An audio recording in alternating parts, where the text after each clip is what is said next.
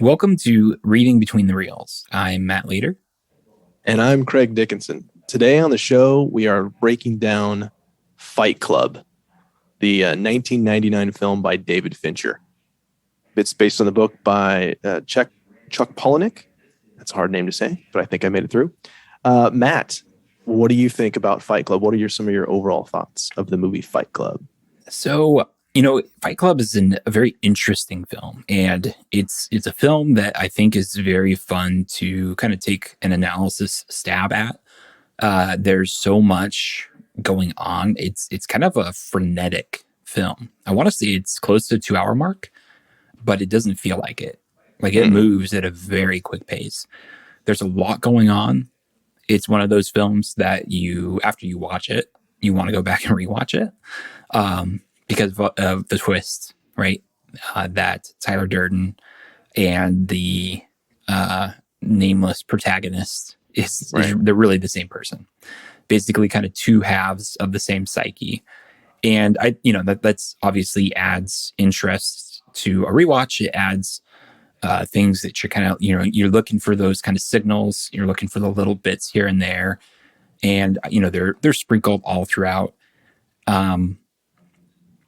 At the same time, it's also like an interesting film from like a message standpoint because there's different ways you can read it, and I think that depending on how you read it, it could be both good and bad. There's stories every once in a while, or at least there used to be, not as much anymore because it's kind of sunk out of the public discourse a little bit. But real fight clubs popping up because people were trying to imitate Tyler Durden and stuff, which I don't think Fincher wants people to do. No, that's not the point of the film. So, but if people can read it that way, it does, bring up the question of why people, decide to read it that way. And I've got some thoughts about that, I'll get to later.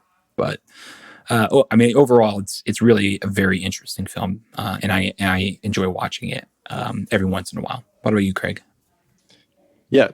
First, real quick, I had to look it up because I knew it was a little bit over 2 hours. It's actually 2 hours and 19 minutes. And it does not feel like that. It feels like maybe it's a lean 90, but Yeah. it is. There's a lot packed in and it moves. I am happy to say that I didn't see this movie when it first came out. I think it was 2001 when I saw it. It had been out for a couple of years, and I did not know anything about the twist. Somehow it's an earlier time. It's definitely pre-Twitter, pre-Facebook, pre a lot of that stuff, pre-social media, really. And so that slipped through for me. And so I was legitimately blown away by it. But I also remember really enjoying even the beginning parts when he was talking about Planet Starbucks and all the consumerism and that message. That's the main one that I take away. There's that great line that I was going to mention later, but I'll mention it now, where Tyler says, "The things you own end up owning you." I was already on board before any of the split personality and all of that madness happens, which just takes it to a whole other level. So I just thought like this, and I still do. This film is it's a satire. It's brilliant. It's brilliant in the way that it pokes fun at certain things. It's kind of a dark comedy from a certain point of view. I think it's hilarious in a lot of ways. And yet it's also kind of seditious and insidious in the way that it's funny. And it strikes this really weird balance. And, Fincher's films are not typically funny or hadn't been up to this point. Social Network has some really funny stuff in it too. But they're not comedies. They're not comedies, per se. Seven's not a comedy. No. Right. And that was, right around the same time. So he's and Alien 3 also not funny or light. And so it's interesting that you have from this guy that this is kind of the first, it's kind of tongue in cheek here. There's, some things that I have to kind of take with a grain of salt and like, oh, am I supposed to laugh? Because that was really weird and kind of violent, but also funny. Mm-hmm. So it kind of plays on a lot of those things. But I like I said, I've just always enjoyed it. And, the fact that you have the narrator who doesn't actually know what's happening, that concept has always been something that's fascinating to me. So I love that a lot. So as far as cinematography, the first thing that really popped out to me on beginning the rewatch was the grain in the film. It's very grainy. And now I want to say 1999, it was probably shot on actual film. I don't know that for sure. Yeah, I believe that it was. I think, Attack of the Clones is kind of like in 2002 is That's like the true. first fully digital one. And yeah, it is intentionally grainy. Oh, In yeah. my research on this, saw that they absolutely made this film as dirty as they could in a Right. lot of ways. I mean, even at one point, you see like the film holes Yep. for the celluloid, like The reels. Yeah. yeah, the real holes where it Yeah. like kind of shakes and stuff. And there's that kind of meta commentary where this is talking about that kind of dirty side of humanity, right? That consumerism, and then that's reflected also in the film itself. So that was the first thing, because it doesn't look crystal clear. Right. Like there's a lot of films nowadays where it's like it's 4K. Even old films look pretty stunning, when they're upscaled into 4K. And you watch a movie from the 80s or something, and it's like it's grainy, but they had no choice, right? When they upscaled it, that's just one of the Mm-hmm. byproducts of it. But it's like this. No, this was because like Attack of the Clones. You bring that up. Even Phantom Menace. Those are very clean looking films. I can't even recall any film grain in those films. Not off the top of my head. And then this film comes along, and it's just like it's gritty. The actual picture is gritty and dirty. And like I thought that was really interesting, along with the use of the CG or CGI, right? Where it's when he talks about certain things using the copier or the stove, and like the camera will artificially kind of zoom in. I think it happens with like a garbage can too, and it's like that doesn't look great. It's not aged super well, but it's like a very interesting use of the camera. Yeah, and the film starts that way too. Yeah, Like this extreme close up of his head, and yeah, I had yeah, that too about the narrator's kitchen, and it's interesting that you have kind of dry, almost boring exposition about what's he's explaining how the explosion is going to happen, but it's visually captivating. hmm Because the camera is the digital camera, right? It's not right. an actual camera. It's like you said, it's CGI. Is moving so dynamically that comes through there. And so I had a question while you bring this up. What format did you watch this on? Did you watch this on DVD or Uh, digital or on digital. Yeah. okay? Because I have the DVD. I bought the DVD almost immediately after I saw it. Tons of great feature. I got the 2-pack one that has all the great extra features on it. And I've been toying with the idea of upscaling to Blu-ray. And now I'm like, maybe I don't want to Blu-ray. Kind of defeating the purpose of this film. Yeah. But there's a lot of interesting cinematography in this. We talk about the desaturated color a lot with like Snyder's films. That's lots of shadows in this film too. Like this almost looks like a Snyder film. I'm sure this is probably one of his influences. He was still coming up at the time. I also had the shaky screen kind of sliding over. Love that too. As he's talking, and what he's talking about at the time too is it's you're not your job, you're not how much money you have in the bank. So it's just very much. I won't read the whole thing because there's an F-bomb in there, but it's very much like I'm showing you that what you think is not real. Mm-hmm. I am changing your perception on things, and so I thought that was a brilliant use of dialogue and visual there to match that up. Well, and it also ties into the earlier scene when the narrator is talking about Tyler's job at the movie theater, how he'll Mm-hmm. like splice in things into other Yep. films, and like that's what it reminded me of when I saw it this time. Was it feels like Tyler is. And there's a lot of like fourth wall breaking too. Very much. And so it's like that's a moment when Tyler is kind of speaking to the audience, and he is splicing in like a little piece of his own personality, his own monologue, but to the audience. Yeah, and of course we have to mention just the little quick snippets of Brad Pitt early in the film before before he actually quote unquote meets our narrator. And I remember seeing that and not. I think I might have missed the first couple. And I wanted to say too that this film has a lot of foreshadowing, and on subsequent rewatches, it's kind of obvious where it's going, but it's so clever. I don't care. Mm-hmm. I just enjoy the ride. Some movies where they have a twist ending, you're just like, yeah, it's already spoiled for me. But this and movies like Usual Suspects, for instance, like I could watch. I don't care because I want to watch all of the Sixth Sense is another one. The clues that you've left for me. So that's another interesting thing, just with those flashing shots. I also had I really enjoyed when he does the chemical burn. And he's like, I'm trying not to think about sear, flesh, and it just flashes quickly, fire, and then his hand. Yeah. Just brutal. Some great stuff. So also there is some really interesting kind of movement with the camera. We mentioned earlier the explosion kind of exposition.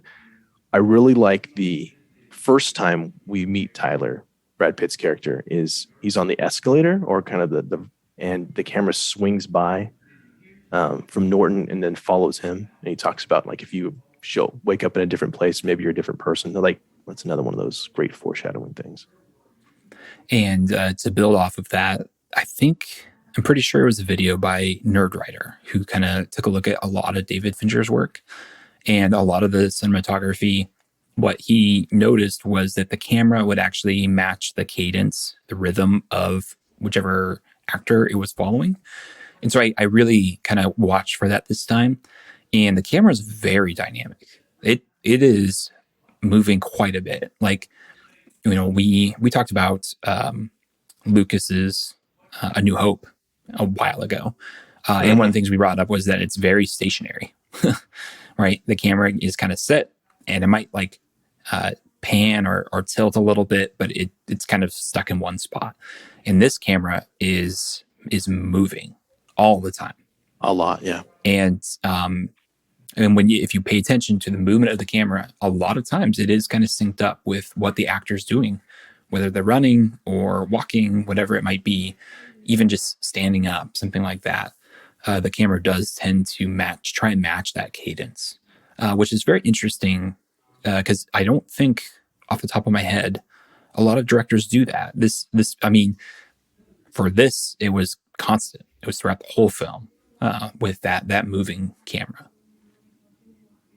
Yeah, two of the most, I think, iconic shots in this film. There's, of course, the one where Tyler gives the rules to Fight Club and it pans around before that. Like, that's in all the trailers. And then you have, right before that, you have this great tracking shot of them walking into the basement for like the first time that you actually get to see that. And it's very dynamic all the way through. And that's, I think, is a good example of what you were talking about, is we're walking with them into the basement as that's going on.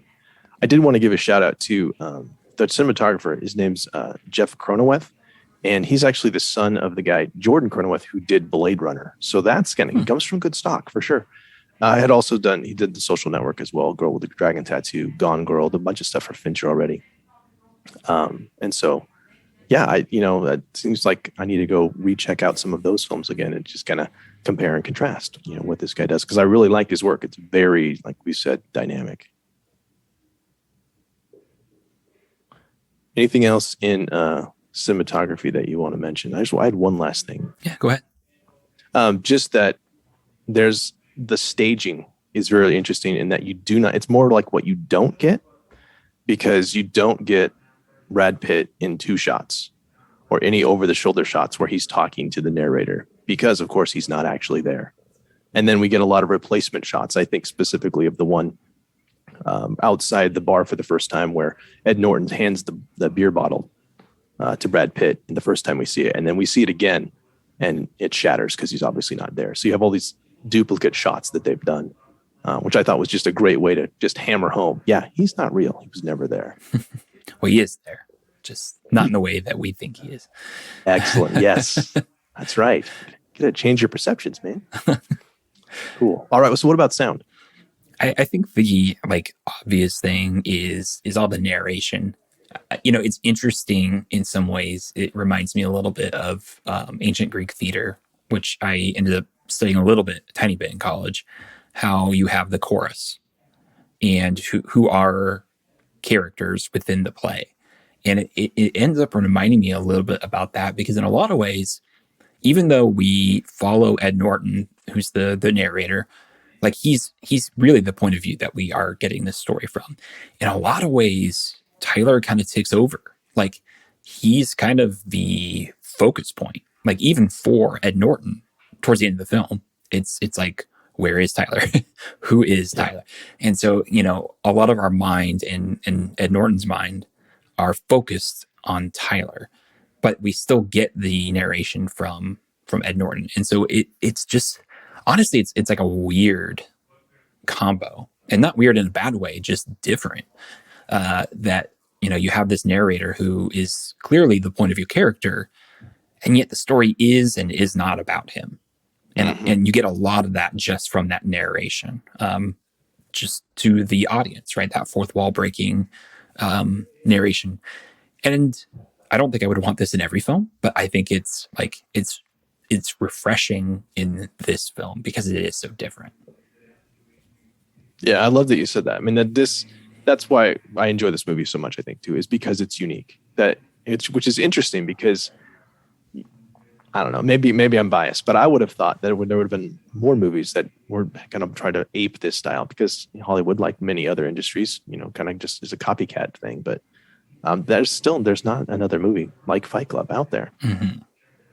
Some things that I noticed this time that I'd never noticed before. There were some great sound effects, starting with the soap bubble sound right before the opening credits, which I'd missed before. I was like, okay, that's fun. That's just a little Easter egg.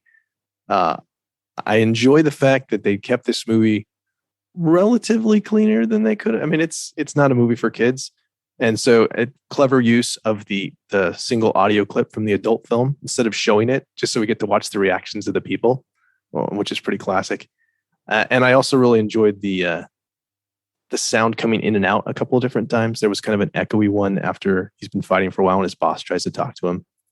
And also you have this where he's beating the tar out of Jared Leto's angel face character and just coming in and out and just kind of like Tyler, he's Tyler narrator, same guy, kind of like he's coming in and out of awareness, I suppose would be a way I put that.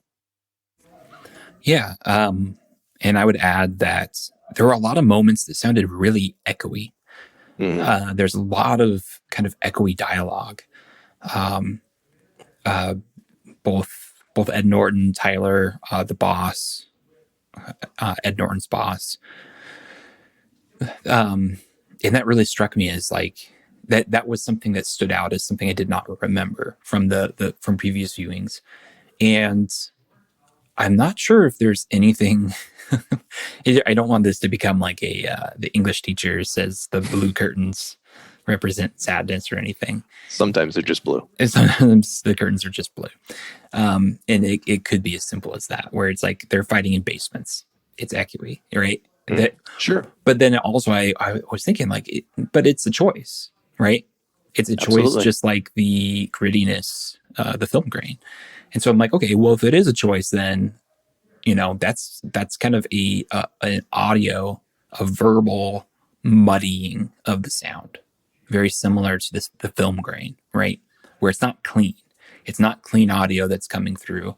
It's not perfect. It's not a sound booth recording, or if it is, they've added that distortion, right?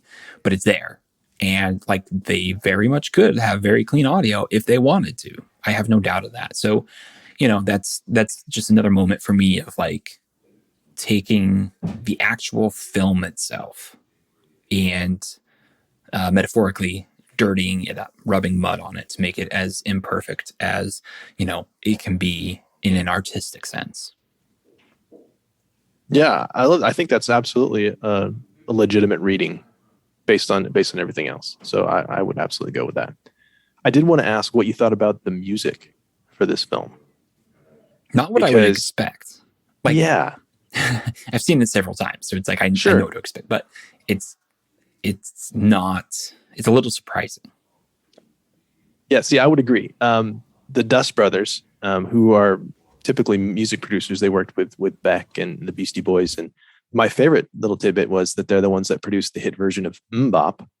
That's awesome, because that's ironic that that's so cheesy and like this is so not. But yeah, you have this kind of like dance, techno, trip hop thing, which was big late 90s. I remember even U2 kind of got into that. That was a big thing. Prodigy and all of that right around that time. I was in college at the time, so I remember. It's not used that much. It's actually kind of minimal Mm-hmm. score in this one. It's used a little bit more for momentum, I would say, through exposition. Some of those scenes where, again, we go back to the scene where the explaining how the explosion is going to happen. There is some kind of dynamic music kind of moving you through that. But what I thought was that in a lot of places, it's kind of ironically mellow. Like the first time the big group starts outside the bar, it's not an action type of music. It's really, like I said, it's kind of jazzy. Mm-hmm. And I just thought that's subversive too. It's all just kind of just playing with you. Yeah. And I think you described it as good as I could have. Like, surprising in the sense is like, that's also the same thing with what we're talking about with the film grain, the echoiness. It's not necessarily what you would expect going in, but also like that's the whole movie. Like that's the whole thing.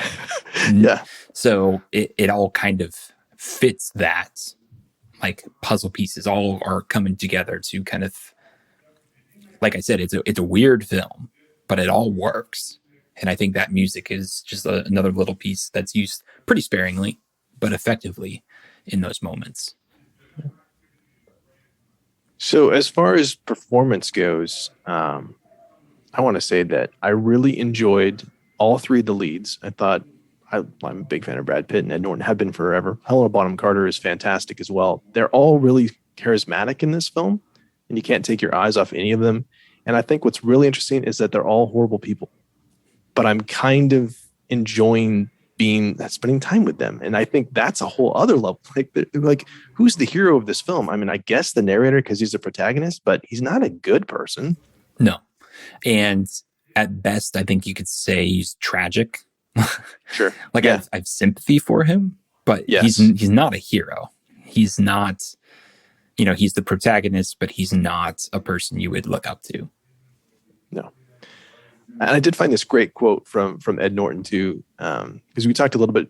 You mentioned earlier how kind of Tyler's kind of taking over the film the more it goes in, and this is what Ed Norton said. It said, "We decided early on that I would start to starve myself, literally, not eat. Right as the film went on, while Brad Pitt would lift and go to tanning beds, he'd become more and more idealized as I wasted away." And you do see that the longer the film goes on, like Norton's appearance becomes more disheveled, like his clothes are all wrinkly, his hair's kind of mussed. He's obviously got bruises and cuts from fighting. And Brad Pitt is just, the idealized version of Brad Pitt. Mm-hmm. And, they're charismatic in the sense of being like magnetic. Like when Tyler goes off on his little rants, I was glued to the screen. Yeah. And part of that is there are things like the consumerism that I think, people understand and kind of, they kind of agree with that, right? There's other parts that, you don't, obviously, but the performance itself is just, it's very magnetic where you don't want to leave. And with the pace of the film, you're jumping to scene to scene to scene to scene where these actors are really, you talk about like chewing, dialogue, chewing scenery, where these actors are up there and they're just, their presence is kind of felt. And I think the three main actors are all fantastic. It's one of the better acted films, I think, because it's so weird. You kind of need that magnetism because if you have someone who's not performing well, I think the film kind of falls apart between those three, right? Yeah. If those three aren't at the top of their game, I think that kind of throws a hurdle for the film because it's so different. So you mentioned how magnetic Tyler is, Brad Pitt's character, every time that we see him on screen. Some of the things that he says, you just have to listen. Was there anything, because that's what I had mostly for dialogue, was pretty much everything that Tyler Durden said. Did you have one in particular or two that you had that you wanted? I mean, I already mentioned the things you own end up owning you, which I think that's the film in my mind. That's the film in a nutshell. But yeah. Did you have anything else that you wanted to point out? It's one of those movies where there's a lot of lines that you could point out. So yeah. I wanted to just not necessarily talk about one particular line, but more of like the story as a whole Sure. and like what it was talking about. But were there any lines um, that you chose that you really enjoyed?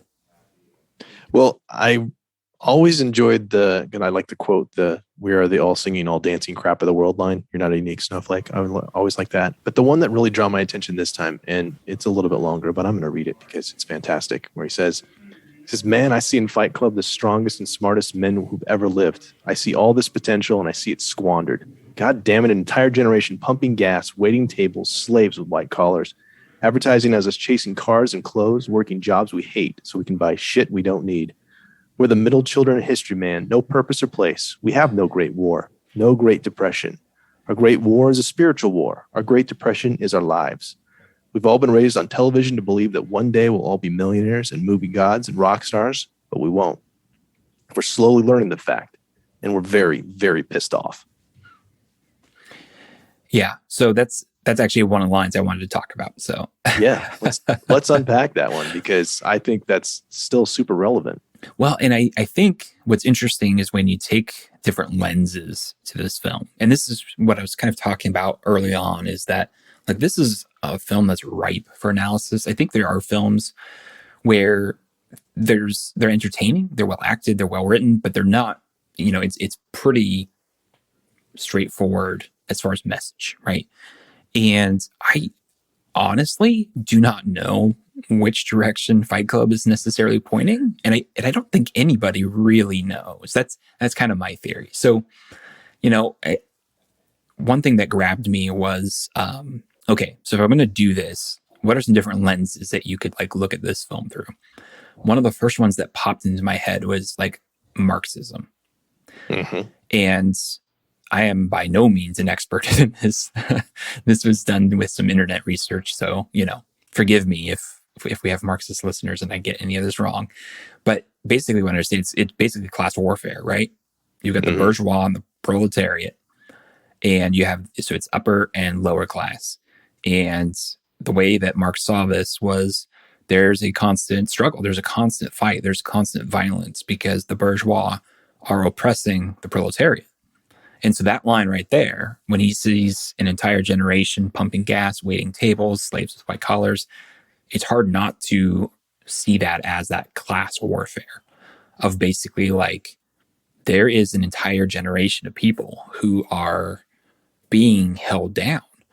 And consumerism is part of that. Marx said that religion was the opiate of the masses, right? So it was a tool from the bourgeois to control the proletariat. And in this case, in Fight Club, I really think it's consumerism as the opiate, where at the beginning of the film, Ed Norton has like the catalog and he's constantly purchasing little things, right? Yep. And he's trying to make his house look like the pictures from the catalog. And that's basically what he lives for. I forget the exact line, but it's basically like he was just living for the next purchase, right? Mm-hmm. That is that painkiller. That's the opiate. And if there's one thing that this film has, it's that kind of ennui, that malaise of like boredom and like dissatisfaction, which is what Tyler's referencing, I think, in that the Great Depression is our lives line, right?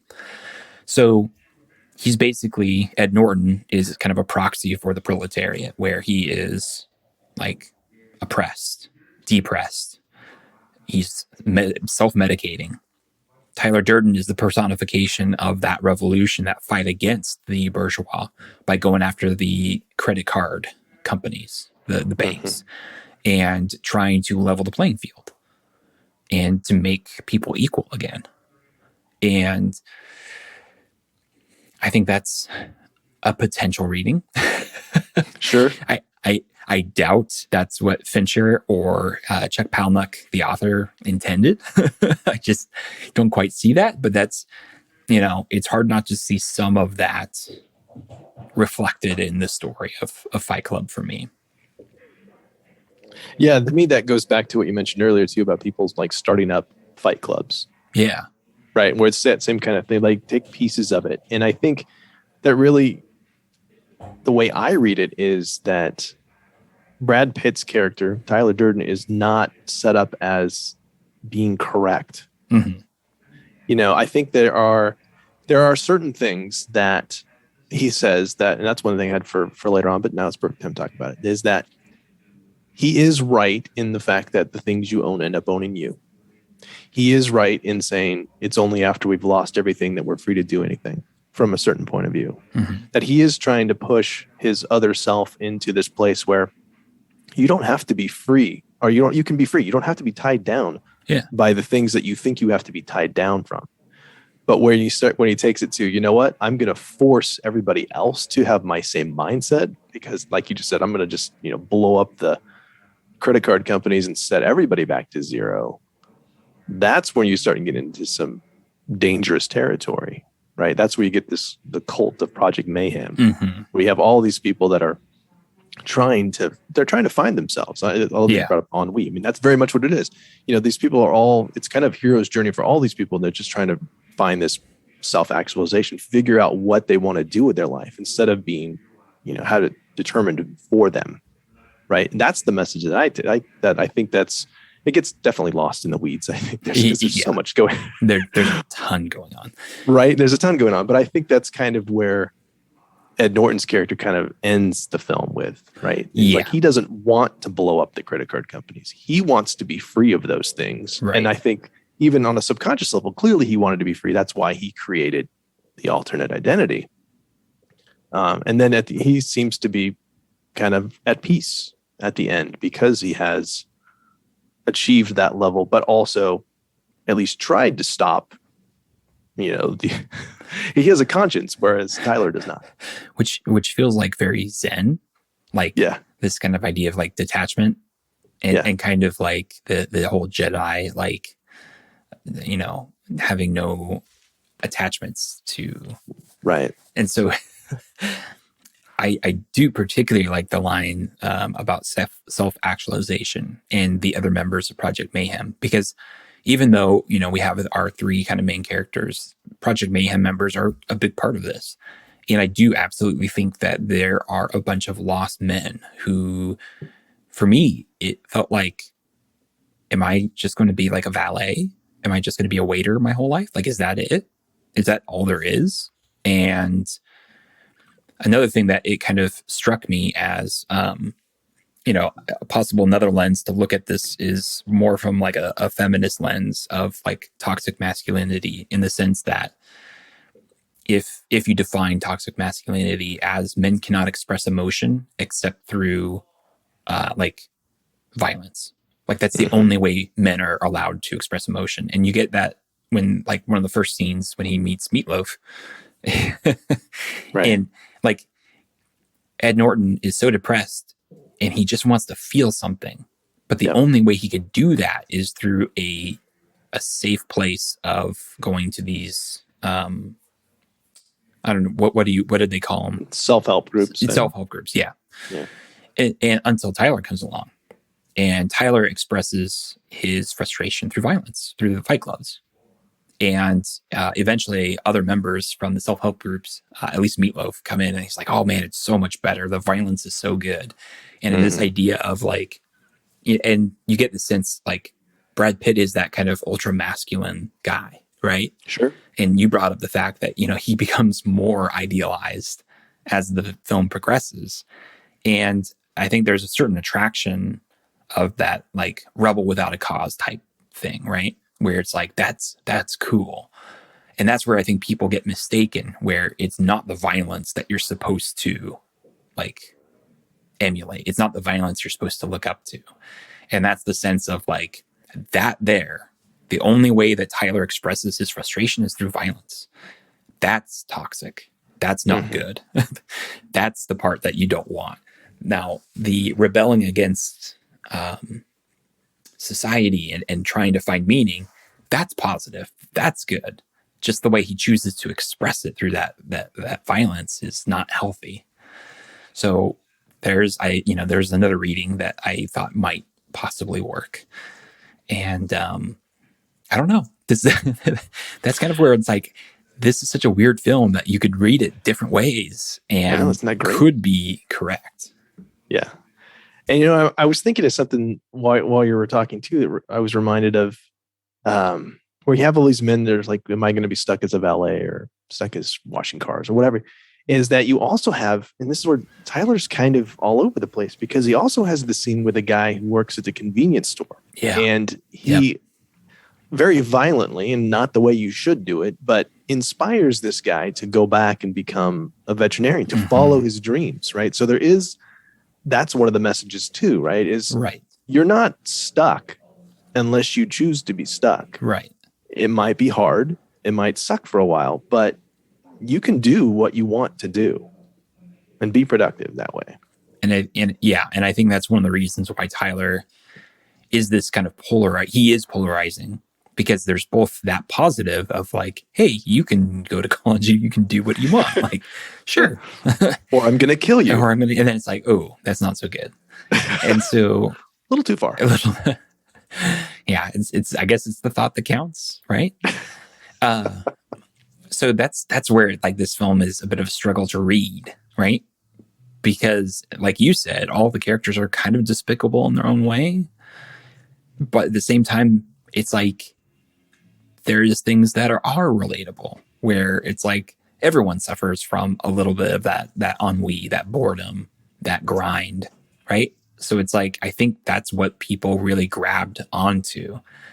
And that to me is like the most obvious reading, like the anti-consumerism, all that kind of stuff. And I think that's what the people who like the film gravitate towards. But then it's in this very violent package. And what you make of that is, I think, how the readings differ. I think that's how, you get different outcomes out of this. People making their own Fight Club. That's a reading that I don't think is endorsed, but I can see how people might get that. Absolutely. Anything else you want to talk about performance? I think we unpacked it pretty well before we move on to do a little cameo on set design. Yeah. No, I'm pretty happy with what we did. Yeah, and me too. We mentioned the basement down below already. I thought that was an interesting set. That it was very kind of wet and moldy in the Paper Street house. I thought was interesting as a. I just jumped there subject, but that's fine because it's more interesting. It's kind of like the decay on the outside is very much indicative of how Ed Norton's character is feeling. So many interesting things in that house. Like with the lamps and things like that, and water just falling through that squeaky mattress, and he's okay with the mattress which I'm just always amazed every time I see that. I'm like, this is you right here, okay, cool. It's in this springy mattress. A lot of this was filmed in and around LA in real locations, which I always think that's cool. You have that church gym where you meets Robert Paulson, Bob Meatloaf, for the first time. Lots of airports.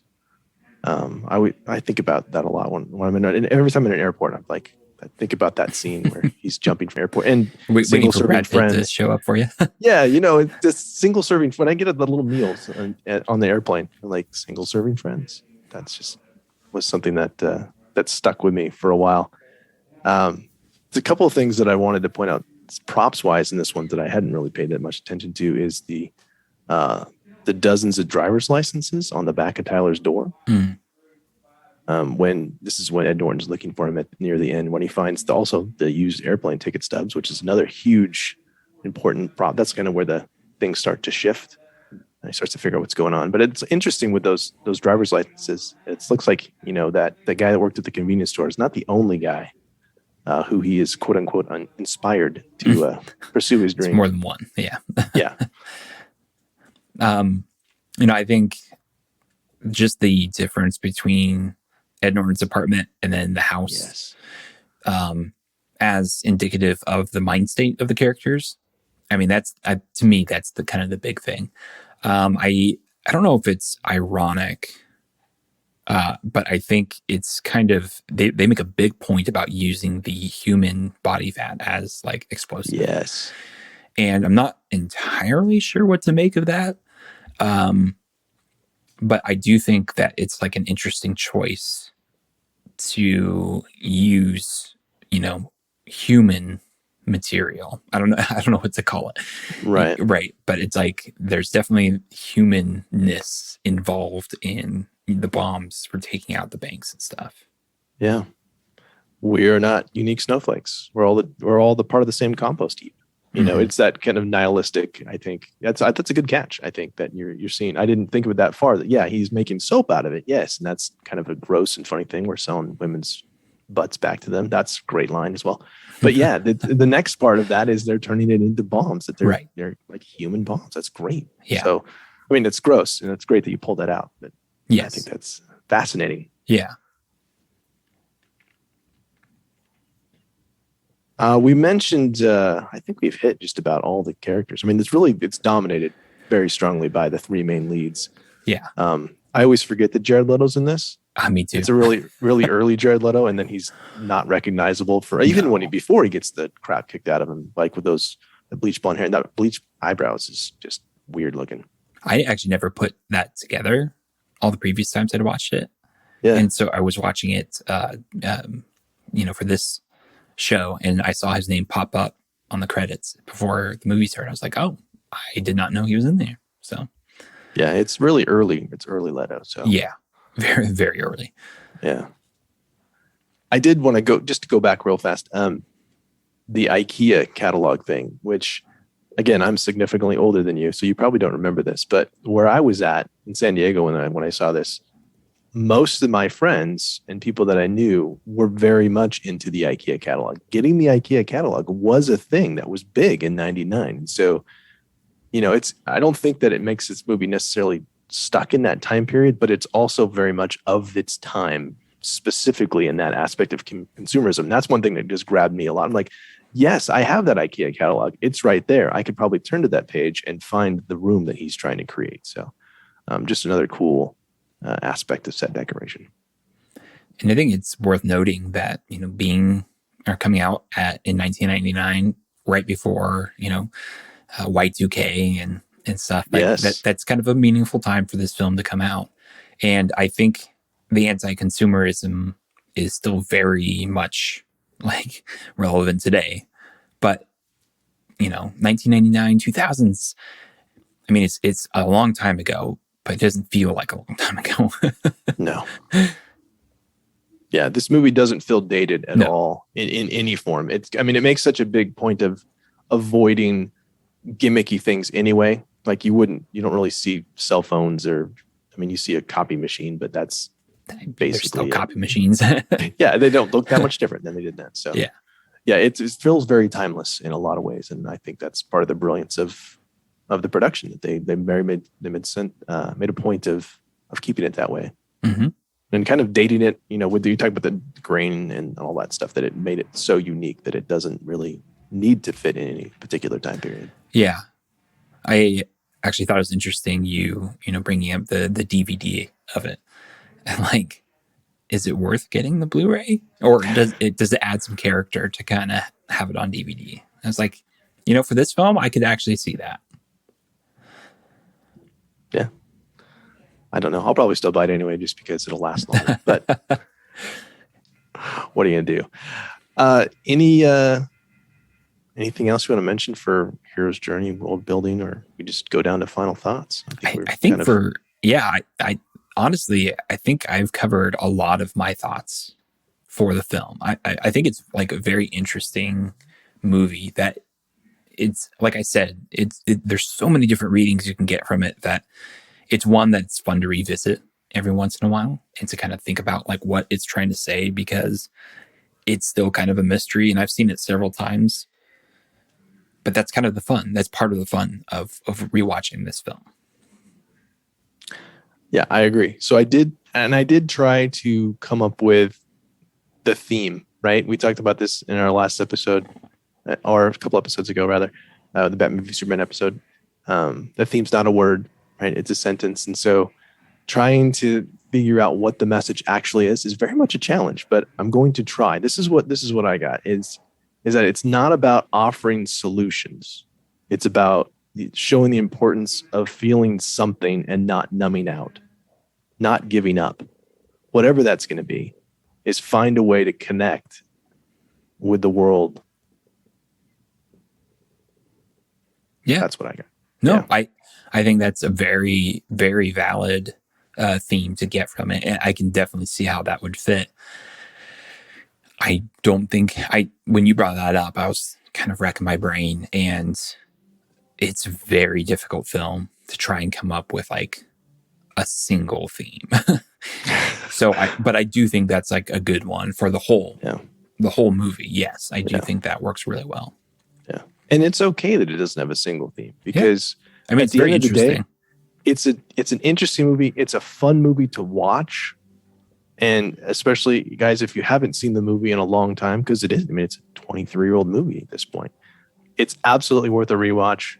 You'll see things you forgot, see things that you never saw before. And hopefully we shed some light on some of those things as well. Yeah. So as we close, we just want to say thank you so much for listening. If you would like to connect with us, you can find us on Twitter and Facebook. Email us at ratingbetweenreels@gmail.com or use the SpeakPipe app on our website. If you enjoyed the show, please leave us a review on your favorite podcast catcher. We'd love to hear your feedback, and it really helps us get the word out about the podcast, guys. Also, if you haven't yet, join our Facebook group. It's a safe place to share your thoughts and discuss all things related to movies. And one last thing, our next episode will be a review of Fantastic Beasts and Where to Find Them. Send us an email or voicemail about your favorite moments from the film, and we'll share them on the next episode.